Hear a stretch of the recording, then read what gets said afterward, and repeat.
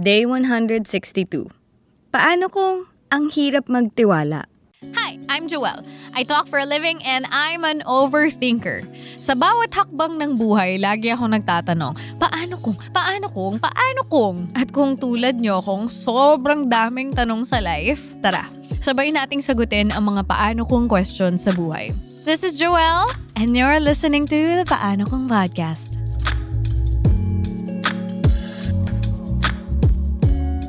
Hello, paano cutie? Kamusta ang puso? You guys will be listening to my voice na muna for today kasi, ayan na, si ate nyo ang dami ng ganap, ang daming pinagagawa sa buhay. But yeah, I'm still here and that is what matters. I am currently preparing for a trip for family soon, so wala, ang dami ko lang talagang hinahabol. But I just wanted to do a quick shout out sa mga Paano Cuties na recently nag-share ng love nila sa Instagram kay Mr. Jeremiah, Mark Kujurud, Uno Play 2. Hi, it's me, Julia. Sorry sa mga na-miss ko a few months ago. Medyo binabacktrack ko lang. But yeah, I will never get tired of seeing all of your shares, your messages, and I mean it, guys, when I say that your messages keep me going. So today, for today's episode, para ito sa mga may trust issue, mga hindi pa sigurado paano magtrust or maybe nasaktan dati, kaya nahihirapang magtiwala ulit. Magbabasa tayo ng 3 questions at sana mula dito matulungan nyo ang sarili nyo to get through this. Starting with a question from John. Paano kung hindi ako marunong mag-trust? This question started nung lumalabas-labas na ako, seeing friends after a long time.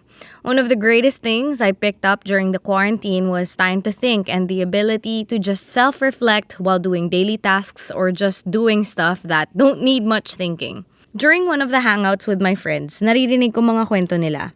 First, yung kwento nila yon. Ang dami niyang landi stories where malapit na maging sila, and then may something that always leads them off and hindi na natutuloy yung path.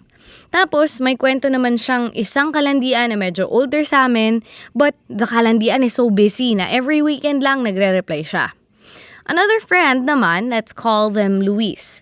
Siya naman, may long-time partner na siya na on and off sila for 5 years na. Sila pa din and they trust each other so much after years of hurdles. I guess with these 2 anecdotes that I shared, I just want to get some advice on how to start trusting someone that the relationship won't go south or something like that. Like how my friend constantly trusts people they meet kahit hindi sigurado, and like my other friend who constantly trusts their partner whatever happens. I'm so in love with your TikToks and podcast episodes. I'm learning so much and I'm currently applying them to my life, following your advice on self-love and not being tanga. More power to you po. I love this question, John. Thank you so much for sharing this. Dalawang magkaibang sitwasyon kung saan they both require some degree of trust. Paano nga naman kung di ka marunong mag-trust? Well, the short answer here is, like anything in life, this can be learned. But I'll go straight to the most important point. Walang siguradong way to know if a relationship will go south, if magwo-work out ba, if trustworthy ang isang tao. What you guys will learn and hear throughout this episode is that the most important thing to do is to build the trust in yourself. Sobrang laki ng tulong na to, na i-build nyo yung foundation na yon within yourself, especially pag single. Kasi kahit ano man ang mangyari, whether gusto mo yung magiging outcome or hindi, laging kakailanganing bumalik sa sarili natin and be the anchor to ourselves. Take mo for example si Lion. Nabanggit na sa kwento mo na may mga kalandian siya na hindi nagwo-workout or di kaya may certain situations kung saan hindi naman super clear na may mapupuntahan yung kalandian niya. Sure, Lion may trust people, pero that doesn't mean na by having that trust, 100% na hindi ka masasaktan or na magwo-workout siya. Si Luis naman na yung isa mong friend na may on and off relationship. Those were a lot of hurdles, I'm sure. I'm sure ang dami nilang pinagdaanan. And because it's on and off, there is also still some uncertainty to that. Hindi mo pa rin malalaman if mag-on or off or on ulit sila. Louise may trust their partner now, which is great, considering siguro kung anumang pinagdaanan nila. Pero you can't 100% trust that sila ang magkakatuluyan in the end. I've actually been in both similar situations, and I've learned very different things from these two experiences. First, from my peak landi era, parang sila yun, having all kinds of landians. Although, it would be nice to think, no, na pag may na-meet ka, instant connection na agad, tapos mag-workout na siya, especially if gusto mo yung tao. I learned that it's unfair to expect a happily ever after when you don't even know if good match kayo, when you don't even know this person just yet. Now, I don't think it's about trusting people right away. I think what's more important in these types of interactions is to take the time to get to know the person. Make sure you're safe first, important yon, and see if you both actually align. And that happens through time. I don't think you have to give your trust right away. You can just give them the opportunity to show you who they are. At this stage, it's not really about trusting them. It's more about just seeing things for what they are, not for how you want it to be. So take it day by day. Tapos dun sa mga on and off relationship ko, I learned that what's meant to happen will happen. Going on and off is a sign that something isn't working in the relationship, so it definitely needs to be addressed. This one does entail a degree of trust towards your partner kasi ilang chances ang binibigay nyo sa isa't isa kung nag-break kayo at nagbalikan, di ba? I think an important ingredient here in order to come back stronger pag nagbalikan kayo in a relationship is to have the resolve to not do it again and to do things a little bit differently. Because you can't expect change to happen kung paulit-ulit nyo rin naman ginagawa yung mga pattern. That's one thing. But most importantly, kailangan makinig sa inner voice mo. To have aligned action to do the best you can in whatever situation you're in. Pero kung hindi na nag-work ang situation, ang relationship, especially if on and off and on and off and on and off, that can get exhausting. And there can reach a point where you'll have to trust yourself the most to make the right decision. Etong mga to, these were situations that taught me to trust myself when it comes to romantic relationships. So dala-dala ko yan, even with my marriage now. I'm not being pessimistic, okay? I'm absolutely blessed with what I have now. And although I trust my partner, I love them so much, that is not the golden ticket to us being together forever. No one truly knows. And while syempre nag-commit kami in front of the Lord and in front of, the state, to love each other till the rest of our days, anything can still happen. But it's freeing to know na alam ko lang that whatever happens, I will be able to navigate through things. Because I trust that I'd know where to ask for help. I'd know what to do. I'd know na sige mawawasak ako, but I will be able to stand up again. And I just know that eventually I will be okay and there will always be something to learn. But what to do pag mahirap magtiwala kasi nasaktan ka na dati? Charming asks, paano kung I find it hard to trust again? Hello, Ate Joelle. I'd like to say thank you first as your podcast really helped me a lot during the days where I felt lost in life. I'm really looking forward to more of your episodes. I'm Charming, 25 years old. Paano kung I find it hard to trust again? Currently in a 5-month relationship with my boyfriend. The first 2 months were really good. We spent most of our free time together doing sleepovers, going to the beach, exploring new cafes. However, when the 3rd month came, we started experiencing difficulties considering that I lost my job, plus I felt really insecure towards people surrounding him. I got scared of the fact that he might do something to hurt me or he might cheat on me. Somehow gets ko kung saan nagsimula tong fear na to of getting cheated on kasi the relationship I had before him, niloko ako with a workmate na hindi ko in-expect. And akala ko, I got over it, pero yung fear andito pa rin pala. My boyfriend's a great guy, very understanding, makes me feel safe. I'm just sad that I can't fully trust him with other girls kasi I'm scared that the same situation might happen again. Please help me kasi I really want our relationship to last. Hi, Charming! It's completely natural na lalabas yung mga ganitong issues and takot in relationships. Siyempre, nanggaling yung trauma mo from a previous relationship and you being in a similar situation, a relationship, kung saan posible naman talaga na mangyari ito ulit. It helps a lot that you're aware, but I think it's important to give yourself grace. Don't punish yourself kasi akala mo over ka na dito. The fact na nahihirapan kang mag-trust ulit just means that this is a wound that may need extra attention so that you can truly heal from it. Una, kailangan intindihin kung saan nanggagaling ito. Maraming dahilan ang trust issues. It could be kasi nangyari sa past relationship. Parang ikaw, you were cheated on, betrayed, for some, abandoned, or unfortunately even abused. Another reason is, nakita natin sa parents natin when we were younger or in other relationships nung bata tayo, so that traumatized us. When we see people that we care about or that we look up to, tapos gumuguho yung relationship nila, parang nada-download yun sa brain natin na, oh my gosh, that might happen to me also.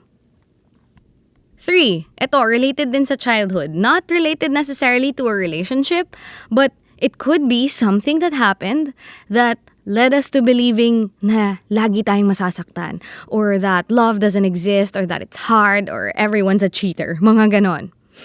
4, possible na we were excluded by people we care for, tapos we felt rejected, or we feel lonely. Sometimes it's because of our attachment style. Usually yung mga anxious, na laging natatakot na maiiwan. Another reason is low self-esteem. Maybe there are certain insecurities. Could be yung parang ikaw where you lost your job. For some, it's other insecurities that they can't seem to get past. And finally, it could also be because of things related to mental health. Depression, anxiety, PTSD, BPD. So, just to get this out of the way, it's very important to remind you guys again that I will always recommend to get help from a professional para mas maintindihan nyo ang sarili nyo. Now, when you understand the root of your trust issues, you can then start teaching yourself that what happened in the past doesn't have to repeat itself if intentional ka with the way you handle things moving forward, with the decisions you make, with the things that you tell yourself. So, ikaw, Charming, kakasimula pa lang ng relationship nyo. So, you can use this as an opportunity to practice open communication and vulnerability with your partner. But first, the conversation needs to start with you. Here are things that you can keep in mind. 1, your current boyfriend is not your ex. It's unfair to assume that he will do the exact same thing as your ex did. I am not saying na never niya gagawin, pero wag mo na munang pangunahan. 2, instead of assuming nasasaktan ka, maybe you can take the time to see, is he giving you a reason to doubt him? Does he hide things from you? Paano ba nag-end yung mga last relationships niya? 3, what did you learn from your relationship before? And what is it that you can do differently this time? 4, ano yung mga boundaries, values, at non-negotiables mo? It helps to be clear with this so that you know what you expect from your partners. Kasi if they cross these boundaries, then it would be clear for you kung anong gagawin mo. 5, you can't control what people choose to do, but you can control how you respond. 6, kung mangyari man na mag-cheat siya sa'yo, what will you resolve to do? Will you walk away immediately? Bibigyan mo ba siya ng chance? Bibigyan mo ba siya ng maraming chance? 7, train your brain to see the good. If you focus on the things that hurt, yun yung magmamagnify. Will you give power to what has happened in the past more than what is happening right now? Kung wala namang nangyayari ngayon, then don't anticipate that your partner makes a mistake. Enjoy what you guys have and let your future self deal with whatever comes your way in the future. Then after that, Ito naman, mga bagay that you can discuss and process with your boyfriend. 1. Kung gusto mong tumagal ang relationship nyo, then set it up for success. 2. Communicate your boundaries, your values, non-negotiables, and see what he does with this. And syempre, tanungin mo na rin kung ano yung sa kanya. 3. Let him know what you're struggling with, yung triggers mo. Nabanggit mo naman sa akin that he makes you feel safe. So, what are you doing to make the relationship feel safe? 4. Is it realistic for your boyfriend to stay away from other girls? Meron kasing mga ganong relationship kung saan ginagawa nila yon, and that works for them. Kaso mas marami akong na-encounter na hindi ito realistic, and it also oftentimes doesn't solve the problem by just blocking them off. Parang hinaharangan mo lang. I've come to learn kasi, if someone wants to cheat or to do something, kung ano man, kahit maraming restrictions, laging may paraan para gawin kung anong gusto niyang gawin. And finally, kung gusto mong tumagal ang relationship nyo, set it up for success, but remember that you can only do so much. It does take 2 people to be in a relationship after all. Hindi mo dapat buhatin ang lahat. If they don't do their part and decide to break your trust somewhere down the road, wag mong akuhin lahat. Paano kung nahihirapan akong magtiwala? Si CJ nagtanong. Hi, Miss Joelle. I just want to start off by saying I'm grateful for this podcast. Dami kong wisdom and lessons na nakukuha from you and your experiences. You're like the big sister I never had and a virtual emotional support rolled into one. Oh my gosh, so sweet naman nun. I just want to seek advice or insights from you regarding this concern of mine. Paano kung may trust issues ako at hirap magtiwala? I recently got into my first relationship with someone I've been seeing for a year now. They've been showing me nothing but love and kindness. At nakikita ko naman yung effort niya na i-improve ang sarili niya at patunayan na genuine ang intentions niya sa akin. But I've been realizing that the problem lies in me. Dahil minsan, sadyang nahihirapan lang talaga akong magtiwala sa kanya. Kung talagang genuine ba ang love niya for me. Na di niya ako lolokohin or whatever. I know that trust is the foundation of any relationship, pero hindi talaga maiwasan na mag-creep up yung childhood trauma ko, anxious attachment wounds, etc. This would then lead me to think and believe that eventually everyone is gonna leave or abandon me. Sometimes my trust issues can be so crippling na napoproject ko na yung intrusive thoughts ko sa kanya, leading to arguments. And I really want to become better and feel more secure within myself so I can also make this work and have a healthy, happy relationship with my partner. I'd appreciate any help from you. Thank you so much. Hi, CJ. I see that you're very self-aware of the things that have been happening to you, and that's a really big thing. In fairness, medyo similar yung kwento nyo ni Charming. So, I hope na yung mga nasabi ko kanina while reading their questions are helpful for you.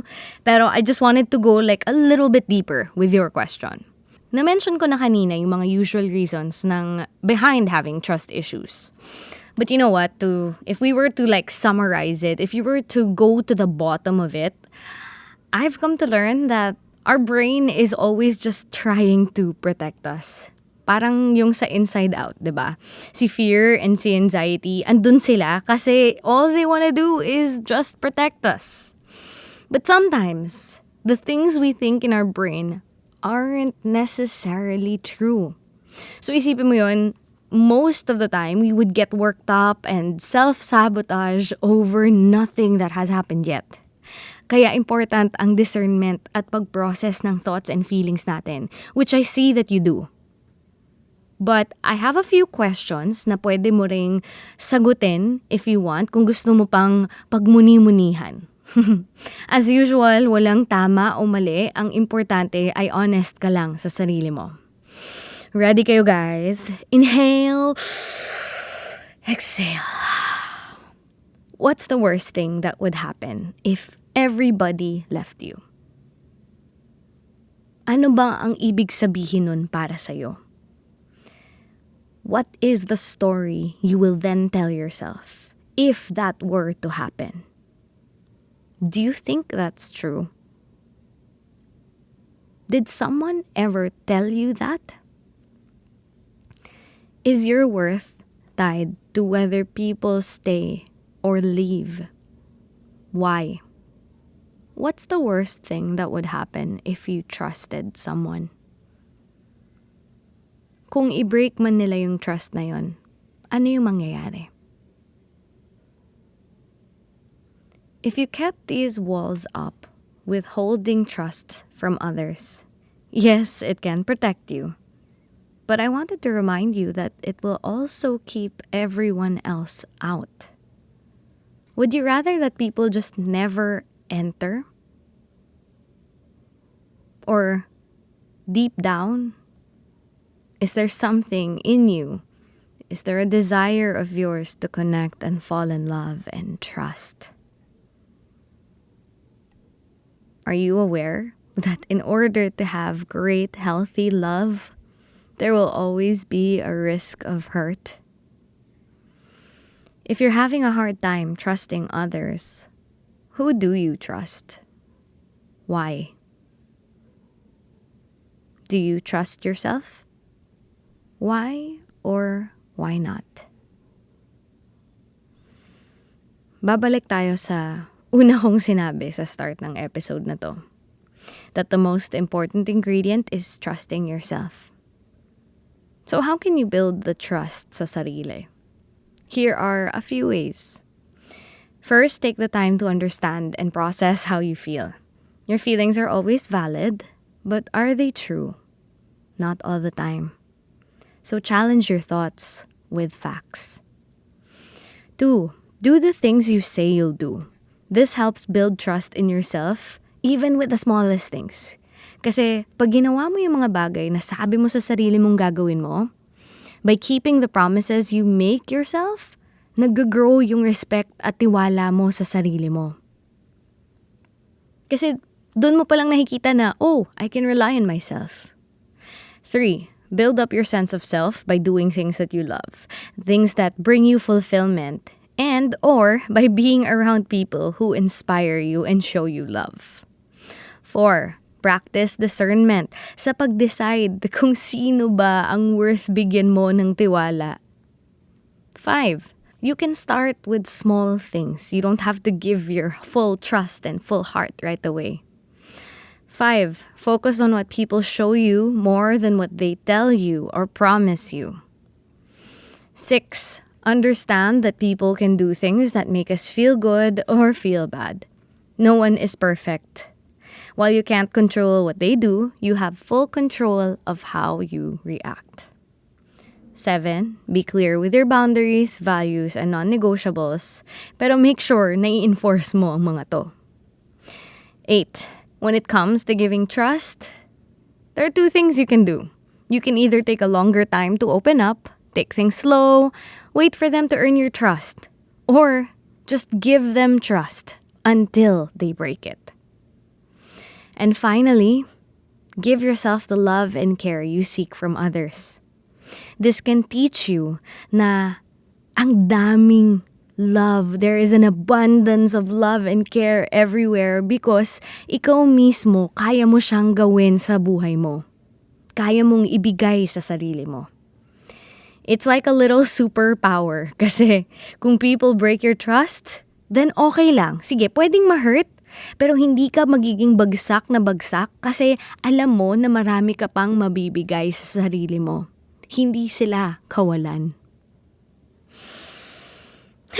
Hanggang dito na muna tayo. Any realizations and thoughts? As usual, comment nyo dito or message nyo sa akin. I am at Joelle Owell everywhere. If you have your own Paano Kung question na hindi pa nasasagot dito, you can head on over to heylink.me/JoelleOwell. But yeah, thanks so much for being here. Kwentuhan ulit tayo soon. Always remember may kasama ka lagi sa paghanap ng mga sagot sa mga paano kung sa buhay. You are valid, you are growing, so work on building that trust in yourself. Because when you trust yourself, you'll know how to enforce your boundaries. You'll know na capable ka to heal, and that above all else, that you deserve the kind of life and the kind of love you want.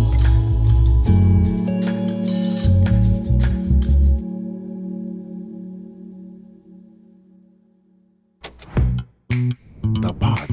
Network Entertainment. The opinions of podcast creators, hosts, and guests are not necessarily reflective of the official stance of the Pod Network Entertainment, its hosts, or other network programs. The content created by the people behind the podcast is personal and not meant to harm any religion, ethnicity, group, organization, company, or individual.